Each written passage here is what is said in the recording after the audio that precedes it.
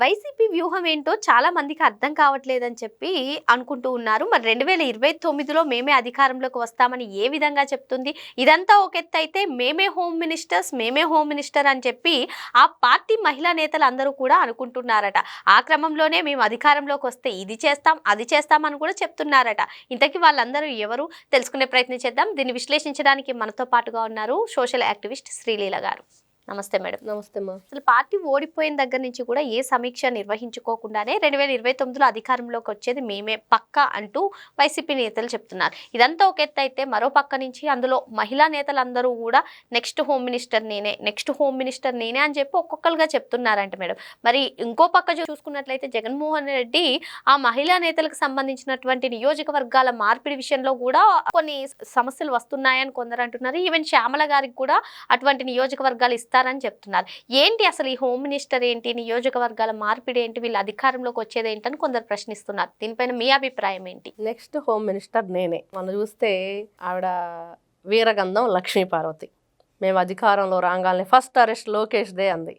ఏంట్రా బాబు జగన్మోహన్ రెడ్డి ఇంకేమైనా home minister ఇస్తున్నాడా ఏంటి అనేది వచ్చింది. అంతకుముందు చేస్తే నందిగామ సురేష్ని అరెస్ట్ చేయడంతో వాళ్ళ భార్య ఊగిపోయింది ఓ పూనకం వచ్చినట్లుగా. ఇంకేముంది Jaganmohan Reddy next home minister నువ్వే బేబక్క అన్నారు. ఆవిడదే అయిపోయింది. ఇప్పుడు చూస్తే విడుదల రజనీ నియోజకవర్గం, అటు రోజా నియోజకవర్గం, నగరి, చిలకలూరుపేట, ఈ 2 నియోజకవర్గాల్లో ఎక్కడో చోట శ్యామలను తీసుకొచ్చి పెడతారు.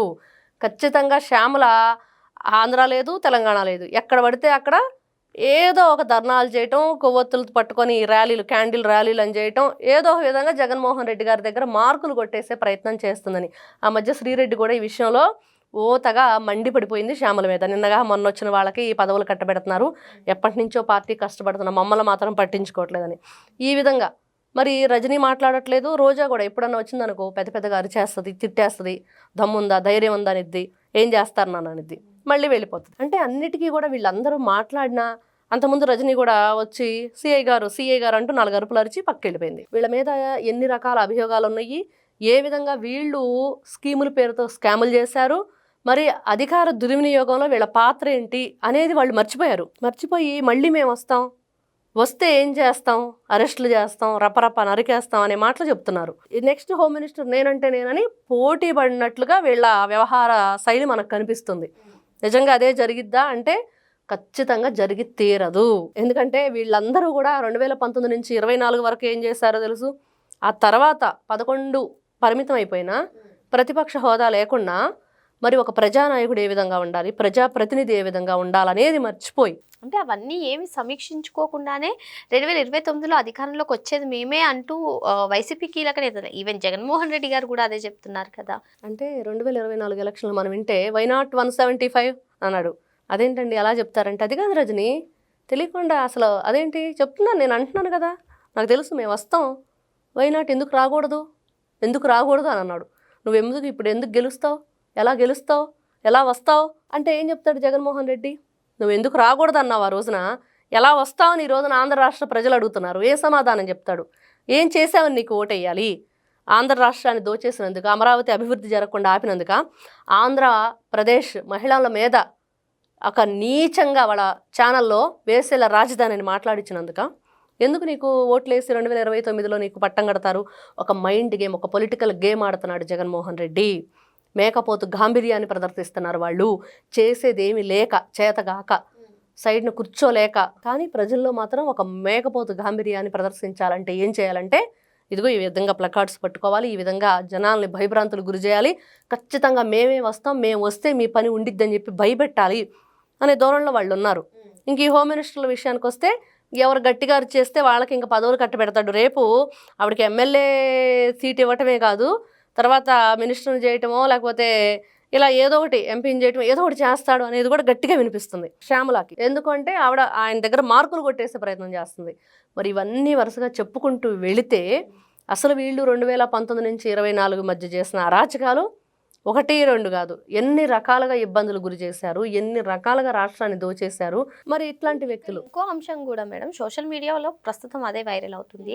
2024 ఎన్నికలు అయిపోయినటువంటి నేపథ్యంలో రిజల్ట్స్ వచ్చే ముందు జగన్మోహన్ రెడ్డి గారి ప్రమాణ స్వీకారం వైజాగ్ లో ఉంటుంది, టైం తో కూడా ఫిక్స్ చేసుకున్నారు. అదొక పాయింట్. ఇప్పుడు వీళ్ళు 2029 అధికారంలోకి వచ్చేది, అదే విధంగా హోమ్ మినిస్టర్, అసలు వీళ్ళ గోల్ ఏంటి, అసలు ఏ రిజల్ట్స్ రాకుండానే వీళ్ళు ఎందుకు ఇటువంటి హడావిడి చేస్తారని చెప్పి కొందరు అడుగుతున్నారు. దీనిపైన మీ అభిప్రాయం ఏంటి? ఇక్కడ జగన్మోహన్ రెడ్డి గారికి పొగడతల పిచ్చి. పిచ్చిలో చాలా రకాలు ఉంటాయి, ఆయనకు అదో రకం పిచ్చి.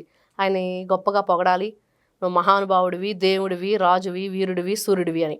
మరి అలా పొగిడించుకునే క్రమంలోనే ఇట్లాగా మనమే గెలుస్తాం, అవి కొంచెం వినసొంపుగా ఉండాలన్నమాట, మళ్ళీ మళ్ళీ వినేటట్లుగా ఉండాలన్నమాట అవి. అంటే పాప ఆయనకి ఒక భయం, నేను ఇంకా అధికారం కోల్పోయాననేది డైజెస్ట్ అవ్వట్లే జగన్మోహన్ రెడ్డికి. ఏ విధంగా ఉచితంగా ఆంధ్రప్రదేశ్ రాష్ట్ర ప్రజల రక్తాన్ని పీల్చేశారు జలగల్లాగా వీళ్ళందరూ, అతి దుర్మార్గంగా నీచాతి నీచంగా పరిపాలన కొనసాగించి ఈ రోజున మరి అది లేదు అన్నది వాళ్ళకి డైజెస్ట్ అవ్వట్లా. కాబట్టి ఈ విధంగా జనాల్లో ఏదో ఒక విధంగా నేనే హోమ్ మినిస్టరు, నేనే సీఎం, లేకపోతే నేనే ఎమ్మెల్యే అని చెప్పేసి ఇప్పుడు ఈ 11 మంది ఉన్నారు, వీళ్ళు అసెంబ్లీకి వెళ్ళట్లేదు, రేపు అసెంబ్లీ సమావేశాలు రాబోతున్నాయి. మరి ఈ రోజున సంతకాలు చేసి లోపలికి వెళ్ళాలనే తీసేశారు అసెంబ్లీలో. ఇప్పుడు వీళ్ళు సంతకాలు చేసి వెళ్ళేది లేదు, బయోమెట్రిక్ సిస్టమ్ తీసుకొచ్చారు. మరి ఏం చేస్తారు, ఏ విధంగా అక్కడికి అసెంబ్లీకి వెళతారు? మరి ఈసారి వెళ్ళకపోయారా 65 రోజుల టైం అయిపోతుంది, వీళ్ళకి అనర్హత వేటు పడుతుంది.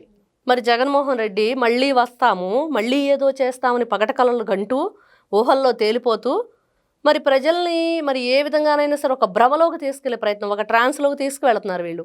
కానీ ప్రజలు కూడా ఇక్కడ చాలా తెలివిగా ఉన్నారు, చాలా తెలివిగా ఆలోచిస్తున్నారు. ఆ తెలివిగల పని 2024 ఎలక్షన్లో చూపించారు. మరి అలాంటిది మళ్ళీ మీరంటున్నట్లుగా ఎందుకు హోమ్ మినిస్టర్ అంటున్నారు, ఎందుకు జగన్మోహన్ రెడ్డి మళ్ళీ నేనే వస్తానంటున్నాడంటే ఇదే.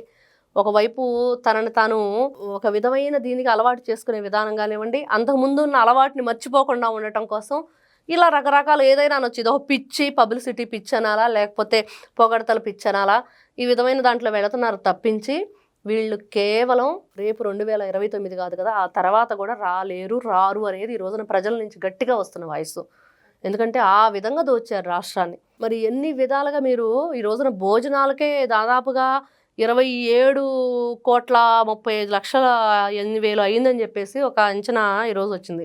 జగన్మోహన్ రెడ్డి అధికారంలో ఉన్నప్పుడు ఏ జీవో పాస్ అయిందో లేదో తెలియదు, కానీ వీళ్ళ భోజనాలకు మాత్రం జీవో బాగా పాస్ చేశాడు. 2095 జీవో అని చెప్పేసి ఒకటి పెట్టి కూర్చోవడానికి సోఫాలని, కుర్చీలని, ఎగ్ పఫ్లని, కర్రీ పఫ్లని, ఇంకా మటన్లు, చికెన్లు. ఆంధ్ర రాష్ట్రంలో ఏ మార్ట్లు అయితే ఫ్రెష్ ఆంధ్ర అని చెప్పి ఈరోజు చంద్రబాబు నాయుడు తయారు చేస్తే ఆ రోజున ఫిష్ ఆంధ్ర పెట్టాడు జగన్మోహన్ రెడ్డి.